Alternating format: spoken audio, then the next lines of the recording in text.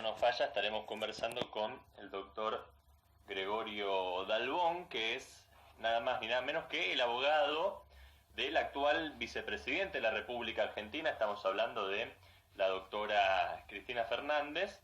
Y vamos a tratar de charlar justamente con el doctor sobre todas las medidas que ha ido adoptando el gobierno en los últimos días respecto a la cuarentena que se ha dictado por esta pandemia de coronavirus, pero también justamente charlar sobre algunas cuestiones que tienen que ver justamente con la oposición también, ¿no? Cómo va a trabajar la justicia, en fin, un montón de medidas para conversar con, como lo venía presentando, el doctor Gregorio Dalbón, que ya está del otro lado. Y doctor, te agradezco de corazón, hace ya bastante tiempo que te vengo insistiendo para poder concretar la nota y finalmente podemos hacerla, así que para mí un agradecimiento enorme poder conversar con vos. No, por favor, el gusto es mío y bueno, acá estoy. Gregorio, lo venía diciendo recién, ¿no? Una persona muy cercana a la vicepresidente, ya voy a hablar de eso, pero te he visto en las redes sociales en los últimos días casi en el rol de consejero del presidente Alberto Fernández en algunas cuestiones puntuales, ya sea desde el Ministerio de Salud, en algunas cuestiones también que tienen que ver con la justicia. ¿Cuál es tu rol con el presidente Alberto Fernández? ¿Hay diálogo más allá de las redes sociales? Sí, hay diálogo en cuanto a lo que creo que es conveniente para el país. Cuando veo que algunas cuestiones que él hace son buenas, por supuesto que lo felicito, le digo que ese es el camino, y cuando veo que se equivoca, se lo hago ver. Trato de no ser obsecuente y adulador, sino que trato de proyectar cuestiones que tienen que ver con niveles de Estado muy importantes como los que tenemos hoy, ¿no? Que es mantener la salud por sobre todas las cosas, porque es inapelable, la muerte es lo único inapelable, y obviamente cuando veo que hay situaciones que a la gente o a la sociedad le están costando, como es la cuestión de los bancos, o de buscar ese crédito, o de cobrar esa jubilación haciendo colas o arriesgando la vida, también se lo sé decir, para que corrija y para que trate de que las cuestiones se puedan hacer de manera diferente. Le estoy diciendo últimamente que está desgastándose, que me gustaría que sus ministros abran la boca. Veo que es un presidente que está trabajando prácticamente de jefe de gabinete, de ministro, de presidente. Lo veo realmente muy metido, y me parece muy bien porque así lo tomó él, pero me parece que debería también colaborar más el gabinete para que no se desgaste su figura presidencial, que entiendo que se está desgastando por una cuestión, como dice él, un estado de decepción. Pero lo quiero cuidar un poco, eso es un poco a lo que me estoy dedicando, a cuidarlo un poco porque realmente está haciendo las cosas demasiado bien y no quisiera que le pase algo que no esté dentro de las normas, porque cada error que hay se lo cobran como si fuera un foul, en la mitad de la cancha le cobran penal siempre, ¿entendés? Ya voy a hablar de algunos errores que me interesa consultar tu postura, doctor, pero digo, este rol que has adoptado es meramente un rol de militante prácticamente, o digo, de una persona que lo hace por afán a bancar al presidente, no por otra cosa. Convicción. No, lo hago por convicción. Sí, es la convicción del proyecto de Cristina Fernández de Kirchner. No olvides que yo soy un hombre de Cristina Fernández de Kirchner y que Cristina ha elegido a Alberto para que sea el presidente de la nación. Por supuesto que después fue ratificado y votado por el pueblo, y que Alberto unió al peronismo. Pero el proyecto de Cristina, que fue Alberto, el proyecto del pueblo, que fue Alberto, es mi proyecto. Y mi proyecto trato de que en realidad, obviamente, ad honorem y con el corazón y como un militante, hacer las cosas bien para que salgamos adelante. Sí, no tiene nada que ver con una función, con un cargo, con dinero de por medio, nada, absolutamente nada. Lo hago de corazón, desde mi casa, desde mi estudio, para ayudar a la gente y para que, como decía alguien, el populismo sea mejor que el coronavirus. Doctor, hablábamos recién de los errores, ¿no? Algunos incluso por parte de ministros, o de errores o de cuestiones que por lo menos le generaron cierto movimiento puertas adentro al presidente, como por ejemplo, bueno, al principio algunos manejos o desmanejos, según algunos, del ministro de Salud, Ginés González García, con el manejo del inicio de la pandemia, después lo que pasó con el ministro Arroyo o dentro de una secretaría particular con esta compra de sobreprecios y finalmente, bueno, con la ministra Sabina Frederick en lo que tiene que ver con esta famosa...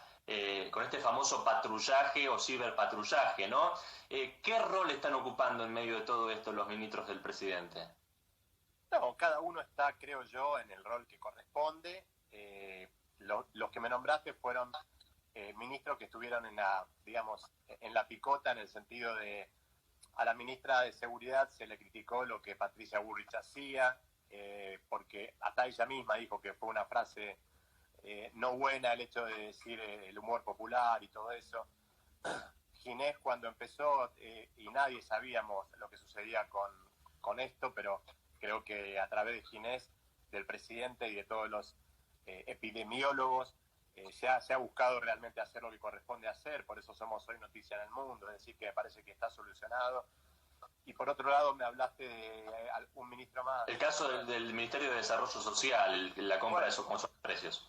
Bueno, ahí yo creo que sí hubo algo que corregir y me parece que las personas que han estado dentro de lo que, por supuesto, tienen el principio de inocencia todos, porque así como se lo defiendo a Cristina, se lo puedo defender a cualquier persona, pero si alguien se equivocó, está muy bien que sea cesanteado hasta tanto se sepa realmente cuál es el rol que le va a caber en el caso de haber sido una equivocación, una negligencia o una estafa dolosa contra el Estado Nacional.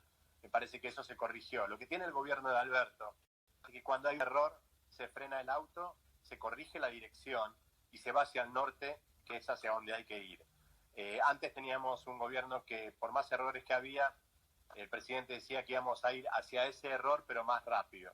Hoy no, hoy tenemos a alguien que es realmente coherente y que realmente está haciendo las cosas a mi criterio muy bien. Doctor, siempre digo que, perdón, ahí te redondeo.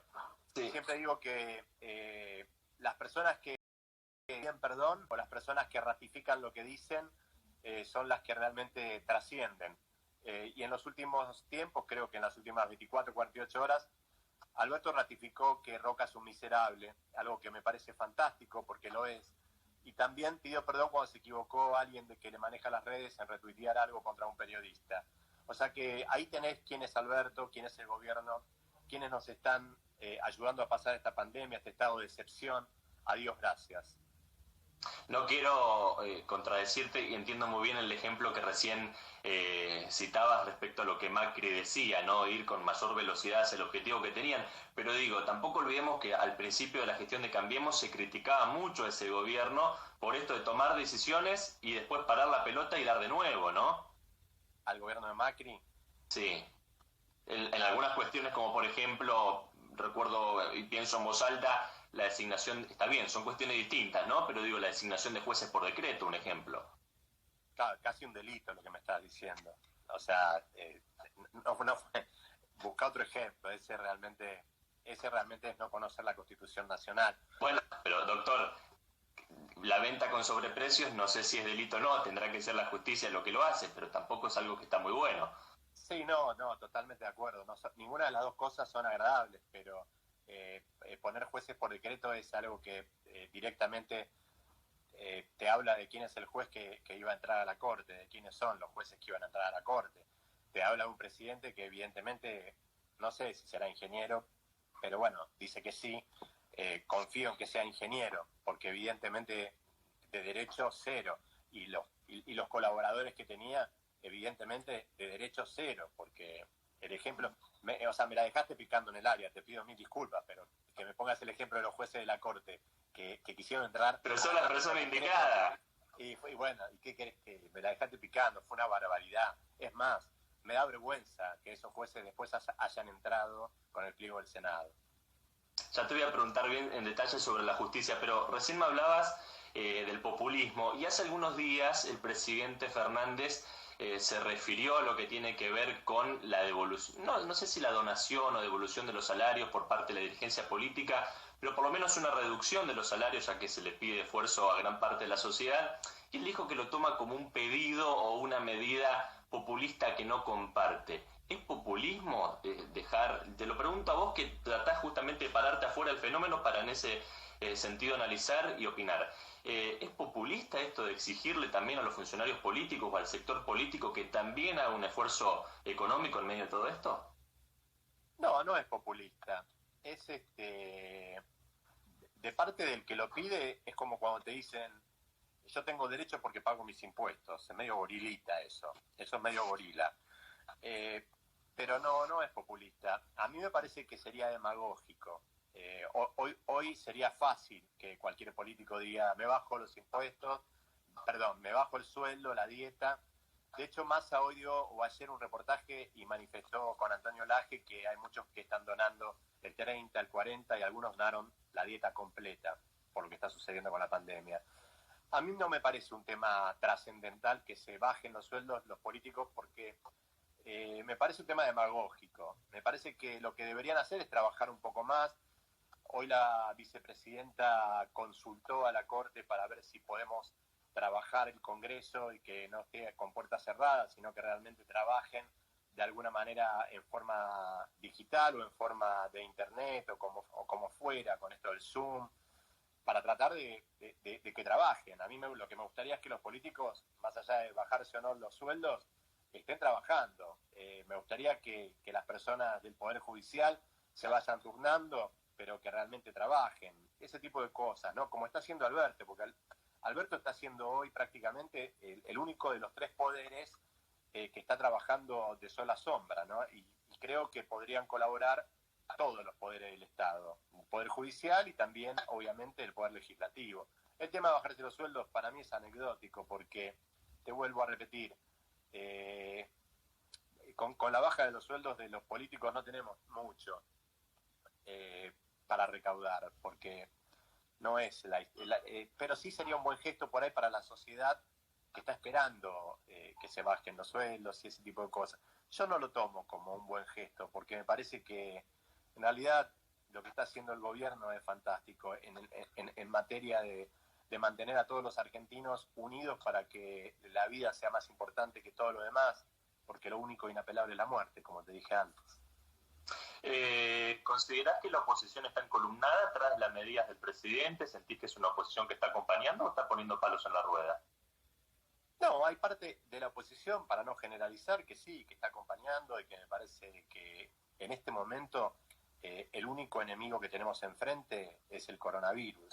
Estar en contra o poniendo palos sería directamente una manera muy burda de tratar de hacer oposición política a un gobierno. Hoy tendríamos que estar todos unidos. La verdad que hoy es, como decía Raúl Alfonsín, el momento de la unión nacional. Todos tenemos que estar en contra del coronavirus y todos tenemos que trabajar para que le vaya bien a Alberto, porque que le vaya bien a Alberto no significa que le vaya bien ni al nacional y popular gobierno, ni al peronismo. Es que nos vaya bien a todos, a los abuelos, tuyos, míos, del vecino, para que vivan y no para que se mueran. Me parece que este es el kit de la cuestión. Ojalá todos, porque hay parte que sí, que tenés razón, que salieron a cacerolear, que pusieron palos en la rueda, que están buscando el error. Y la verdad que en este momento me parece muy miserable. Y la ¿Tienen a dirigentes opositores identificados? Bueno, no sé si los tienen, porque estás haciendo un reportaje conmigo personalmente. Creo que Patricia Bullrich para mí es una dirigente que está haciendo las cosas mal, que está tratando de buscar protagonismo donde no lo hay, después de haber hecho un desastre, matando gente, dejando gente muerta como Rafael Nahuel, como Santiago Maldonado, reprimiendo jubilados, maestros. Parece que la Argentina en el pueblo no hay memoria. Hay que buscar memoria. Compró las Taser, borracha en un restaurante, dijo el que quiera estar armado que esté armado. No nos olvidemos de quién es Patricia Bullrich, cuando le bajó el sueldo a los jubilados para la Alianza. Vivió de la teta del Estado toda la vida y hoy dice cosas o trata de trabar cuestiones que tienen que ver con el gobierno de Alberto Fernández. No tiene vergüenza esa mujer. Doctor, nombraste recién a los jubilados y hace un ratito a los abuelos, y vuelvo un poquito más atrás en la entrevista por esto que vimos, ¿no? Las largas colas en aquel momento de los jubilados en los bancos. ¿Qué pasó ahí? ¿Hubo error, hubo impericia o hubo algún tipo de acción contra la figura del presidente? Mirá, yo cuando lo vi caliente. Me enojé muchísimo, le escribí a Alberto. Y le escribí en un tono fuerte, ¿no? Diciéndole que esto no podía pasar, que tenían que rodar cabezas. literalmente le escribí que tenían que rodar cabezas. Bueno, Alberto es el presidente, él decide. Yo no soy presidente, pero si en mi estudio hubiera pasado algo parecido, yo hubiera echado a cualquier persona que hubiera cometido ese tipo de error. No podría mirarla más a los ojos, pero son formas. Alberto perdonó, dijo que corrigieron, y al otro día le daban mate, le daban alcohol en gel, le daban sillas, y los jubilados prácticamente a la una habían cobrado todos. Así que me dio más calentura todavía, porque lo del día anterior era previsible. Entonces se lo volví a reiterar. Era previsible lo que sucedió. Fíjate que no suceda más, porque podía estar mi abuelo, podía estar mi padre, podía estar mi madre, podía estar mi tía, ahí parada diciendo que estaban desde las 7 de la mañana o desde la noche anterior. Me dio mucha bronca. Me da mucha bronca cuando me equivoco personalmente, me da mucha bronca cuando se equivoca la gente que trabaja para mí, y me da mucha bronca cuando se equivoca el gobierno por el cual yo luché. Doctor, me hablaba recién de rodar cabezas y hay una persona que pidió lo mismo, que es Grabois. ¿Cómo ves esta figura de este dirigente? ¿Es un dirigente social primero? Sí, es un hombre que predica con el ejemplo. Grabois podría vivir holgadamente y vive en una simpleza y en una absoluta humildad. Es un hombre que lucha realmente por planes sociales, por tratar de colaborar con los que menos tienen, por techo, pan y trabajo. Un hombre cercano a Francisco. Yo lo respeto, más allá de que a veces sus formas que tiene para comunicar no me gustan y no las comparto.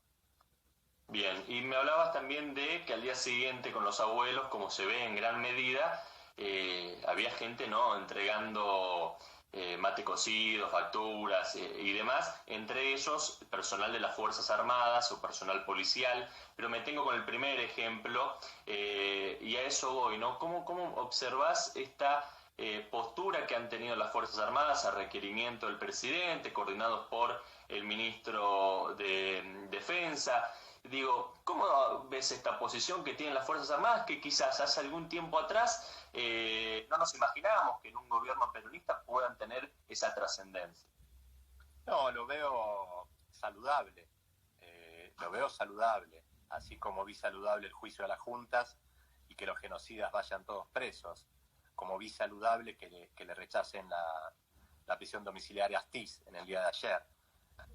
Veo saludable que los militares estén a favor del pueblo. Me parece que bueno, necesitamos a todos. Hoy es el momento, repito, como decía Raúl Alfonsín, de la Unión Nacional. Y esa Unión Nacional necesita de todos los partidos políticos y necesita de todas las fuerzas. Bien. ¿Te parece entonces, digo, que estamos viviendo un proceso de democratización, por lo menos, de las fuerzas? Sí, sin duda, sin duda. Ya saben lo que les pasa si llegan a tocar a algún compañero. Ya saben. ¿Cómo observás, aprovechando, ¿no?, lo que pasa no solamente en Argentina, sino también en la región, qué va a pasar una vez que termine la pandemia con las cuestiones que vienen atrasadas en términos políticos a nivel regional? Te puedo hablar de Bolivia, te puedo hablar de Venezuela, que me parece un poco más complicado. ¿Qué pasa con todos esos problemas que ya estaban y que ahora quedaron por lo menos opacados o disimulados en medio de esta pandemia? Mira, yo no creo que sea un problema de Bolivia o de Venezuela. Creo que después de esta pandemia el mundo va a ser diferente y quizá va a ser mucho más parecido al pensamiento que tenemos nosotros, los que creemos en el Estado, los que creemos en un Estado presente y no al neoliberalismo. Con los ejemplos de Bolsonaro, Trump y el primer ministro inglés, creo que prácticamente, digamos que una foto vale más que 1000 palabras. En este caso, la historia de esos tres países vale más que cualquier cosa o cualquier respuesta que te pueda dar en referencia a cómo van a terminar no solo los países que me mencionaste, sino el mundo en general. Es muy fácil decir que la meritocracia y que no necesito del Estado, para después decirles, vénganme a buscar por favor, exijo que el Estado, necesito. Bueno, o una cosa o la otra. No es o una cosa o la otra. Vos podés tener el pensamiento que quieras, pero hay que reconocer que cuando las papas queman, los estados tienen que agigantarse y ayudar a la población y a las sociedades. Me parece que de eso se trata el mundo que la pandemia nos está dejando. Algunos temas que me interesa tocar con vos para ir redondeando la entrevista, doctor. Al principio me decías que sos un hombre de Cristina Fernández de Kirchner. ¿Cómo sigue siendo tu relación hoy? ¿Cuál es la situación de la vicepresidente frente a la justicia? Bueno, la de siempre. Cristina siempre estuvo a derecho desde la primera causa hasta la última.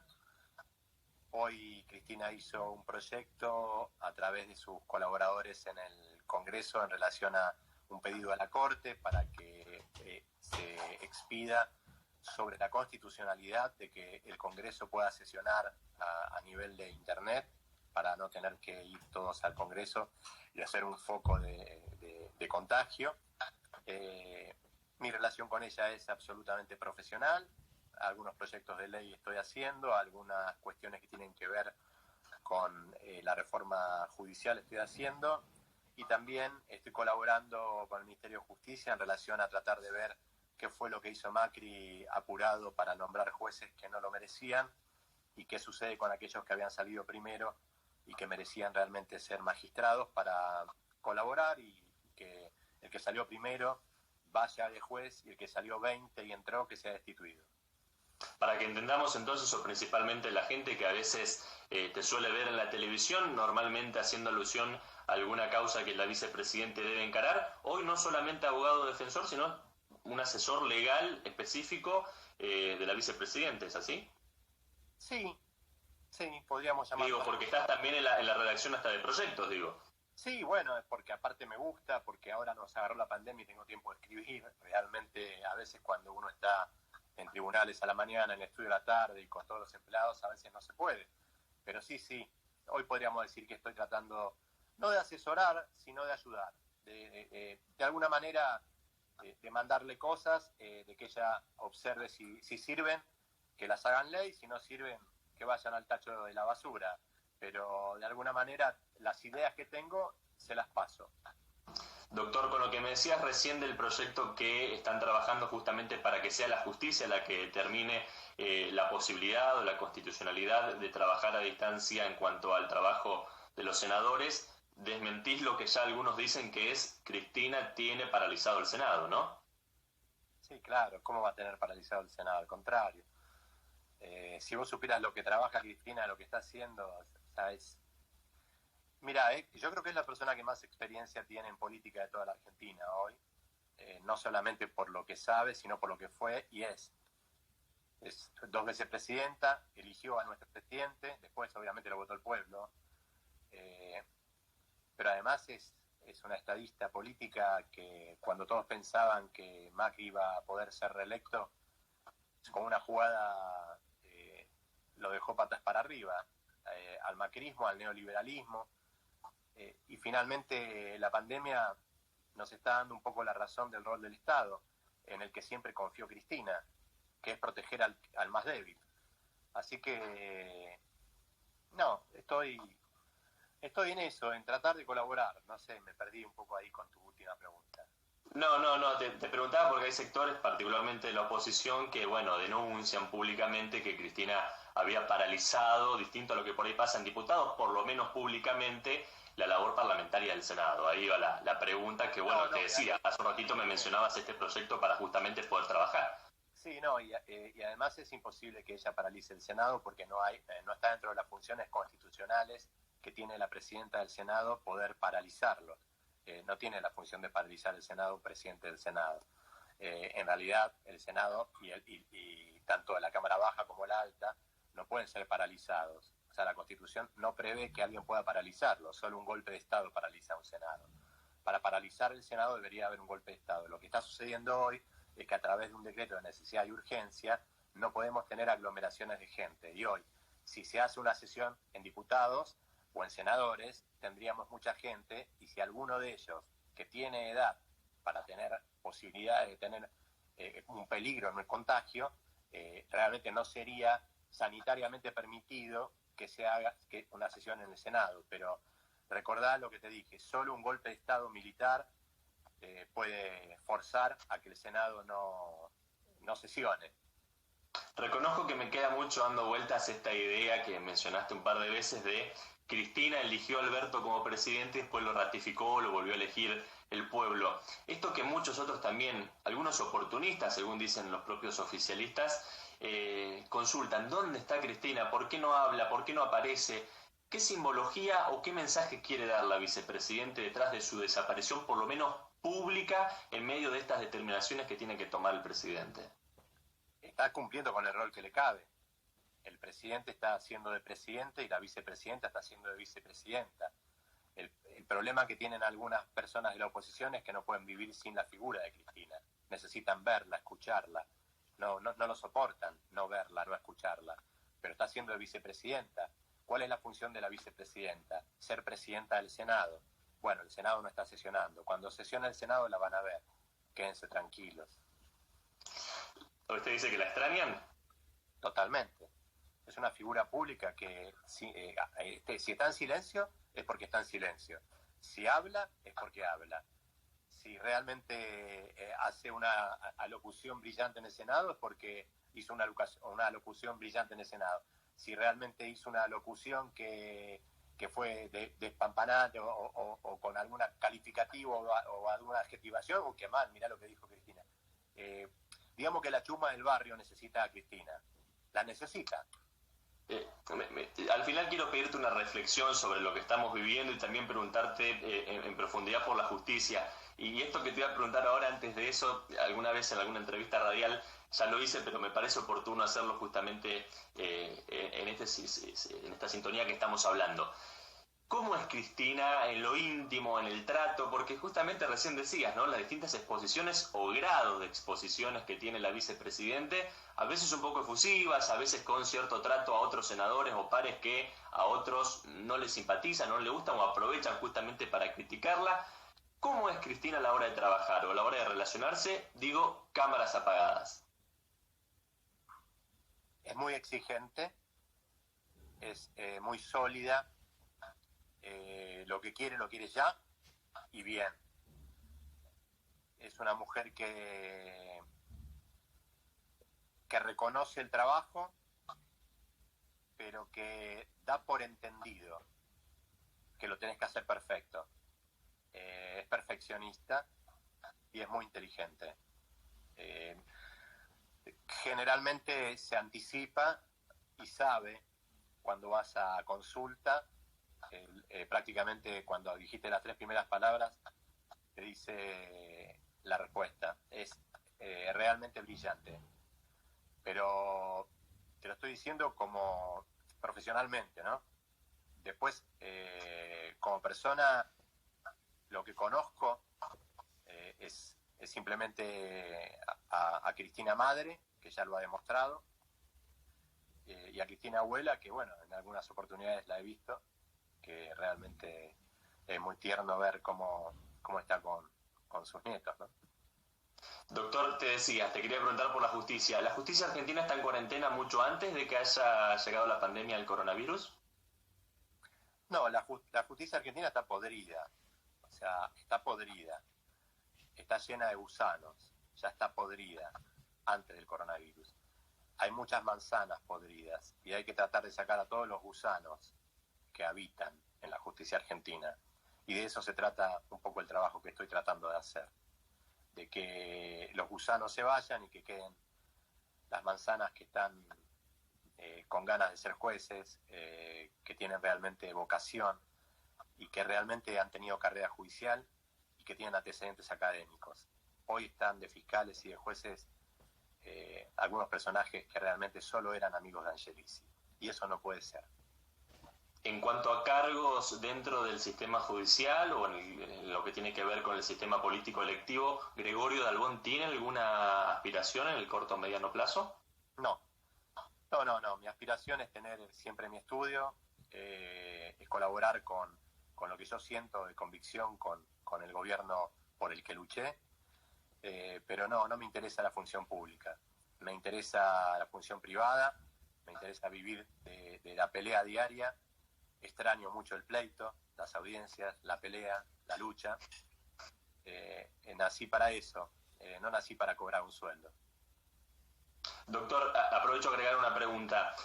Cuando todo esto se termine, va a llevar algunos meses, ¿van a volver a agenda pública algunos temas como los rugbyers o se va a empezar también a hablar de aquellas personas que incumplieron la cuarentena, que hoy son miles y que tienen una causa penal iniciada, que ya también descubriremos cómo logrará la justicia avanzar en cada una de ellas, dado que está todo absolutamente colapsado? ¿Qué tiene que pasar, digo, en un principio con el primer caso que te nombraba, tan complicado y tan sentido para la sociedad argentina como modo de ejemplo? Y después también con estos, digo, con los nuevos infractores judiciales que tampoco sabemos, nadie entiende qué va a pasar porque son realmente muchos. Bueno, en principio lo que te dije antes, primero esperemos que la justicia esté limpia. Primero esperemos que se haga una reforma judicial en serio y que los procesos duren menos, que podamos internalizarlos electrónicamente para no tener que ir a tribunales todos los días, aprovechar esta situación.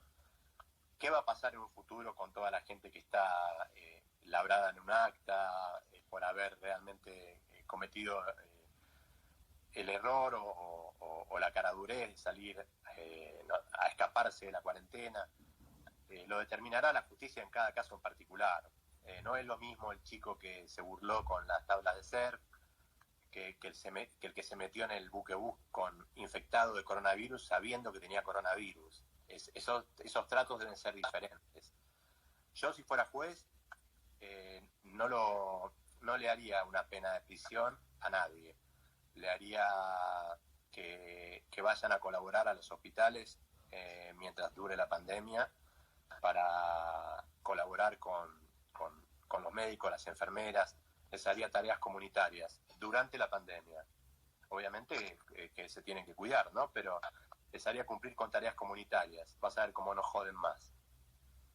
Sin dudas. Doctor, la última tiene que ver con una reflexión que te pido respecto a esto que estamos viviendo, el aislamiento social, el argentino tan acostumbrado al abrazo, al beso, a compartir mates, y una reflexión que te pido, si querés, desde lo personal, desde lo íntimo, también desde lo político y hasta, ¿por qué no?, de lo judicial, digo, de lo que nos exige hoy en día este tipo de cuestiones a la cual no estábamos acostumbrados, pero que quizás puedan volver a repetirse o marcar un punto de inflexión en el estilo de vida que tenemos los argentinos y también todo el mundo, ¿no?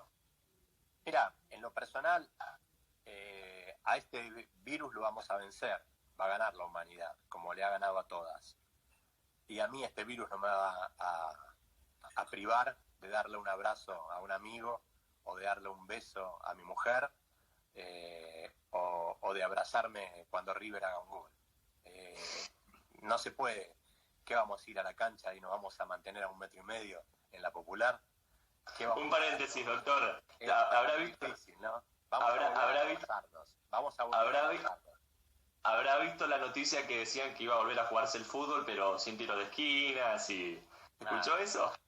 Sí, una pavada. Mira, que vamos a volver a abrazarnos y que vamos a volver, está probado.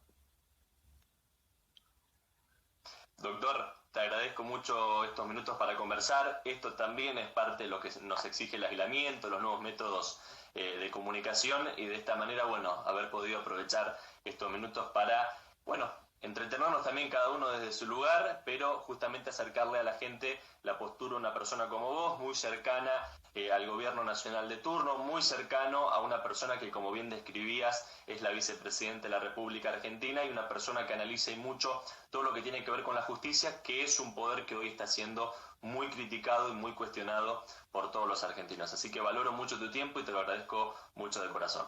No, muchas gracias a vos por la entrevista. Un fuerte abrazo. Hasta luego. Gracias.